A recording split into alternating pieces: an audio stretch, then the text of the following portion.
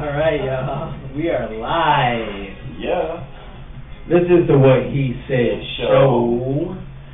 And, yeah, y'all, I'm sure if you were paying attention to the news, I have been living on a rock. In Oregon, there was a college shooting. And, people died, and the guy actually committed suicide afterwards. And, okay, so he committed suicide. I thought they killed him. They said he committed suicide during the police shootout. Okay. Yeah.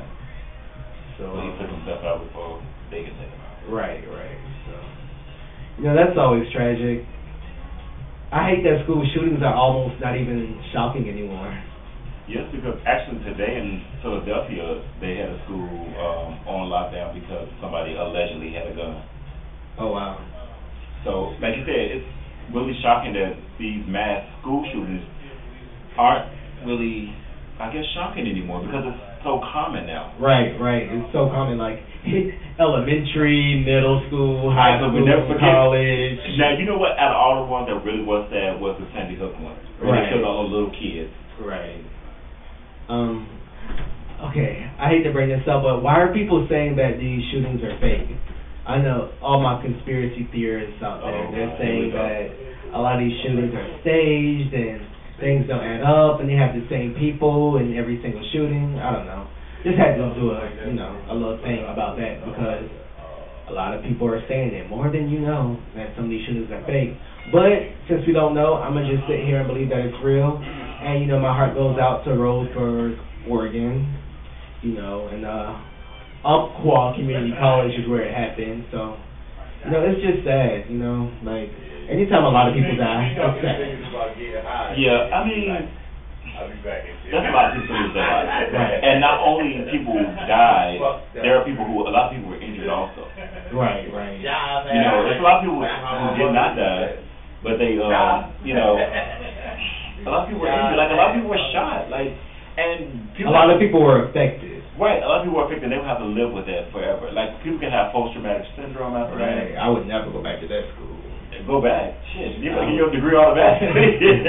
I mean, go to community colleges, so you will get an associates. They need to just give everybody their associates after that. Yeah, everybody associates. Do you know what would be better? If they didn't have student loans. That would be awesome. Now, forget getting a degree. It's some people who would go through a school shooting if if they got their student loans erased.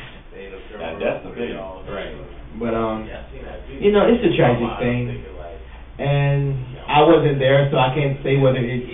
As far as I'm concerned, it's true. But you're gonna always have people coming out with the conspiracy theories, saying things aren't true, saying this, saying that. But I guess when a situation like that happens to one of their family members. Right. And that's my thing. I don't want to have to experience it to believe that it's true. Right. Because a lot of things I don't want to experience, and I know that it's true. Right. And in a situation like that, they say that he was, I heard two different things. I heard that he was targeting Christians, and then another thing I heard he was targeting females. Oh, wow. So a lot of people that actually got killed were females. But a guy got shot too, so there was one guy who shielded one of the girls from getting killed, and he got shot, but he didn't die. Oh, so he saved a life. I can't wait to hear what he has to say. I'm sure he's going to have a story or something. Of course, story. He's going to have a book deal. Right. Reality show. A reality show. Lifetime movie based on my life. Right. I ain't mad. My life is like a movie, yo. But yeah, y'all. Our hearts go out to Roseburg, Oregon, and the shooting and the victims and everybody who was affected at Umpqua Community College, I believe it's called. So. And even the shooter's family, a lot of times they probably didn't know or they might have known, but it goes up to their family also because he died. I mean, he left, and he died even though he did something, tumultuous and dangerous and vile. He still have a family who's probably sad that they lost their child. And now the story of why is he like this? They're gonna start interviewing his friends, start interviewing his family, start looking at his diaries, looking at all his behavior. They already did that. FBI done seized all everything that man got. Right. And CNN, they're gonna be talking about this for the rest of the year. So. Well, maybe a month. I know, right? Because something always pops up. Oh, yes, there's always something new. Your story is very temporary. Here's the thing gonna say. It always, you know, it reminds me of the movie Chicago. Have you ever seen that, based off the Broadway play, and how, you know, one inmate was very popular. You know, murders was just so popular, and it became a celebrity thing, and how the next murderer just took out the next person. So she had her fame, and next thing you know, she didn't have her fame anymore because she wasn't relevant because somebody else did something. Hey, like rappers, it's like they take each other out and try to. Yeah, and it's just like today. You know, every week we come with a different topic, and the last week's topic is no longer relevant anymore. Right.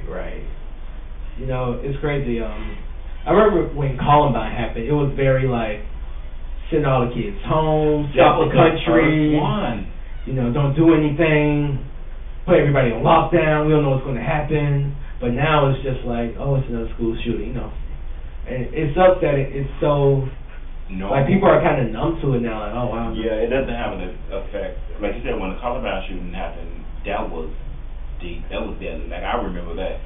And then again, when the Sandy Hook one happened too, and like I said, that one was really sad. I think that one was so sad because it was little kids. It was little kids. Yeah. Mainly for the teachers, but he did kill some little kids too, and that was really sad. Right. So. What y'all talking about? We were talking about the shooting in Oregon. Oregon? At Umpqua Community College. It was a school shooting. I think it happened sometime over the weekend.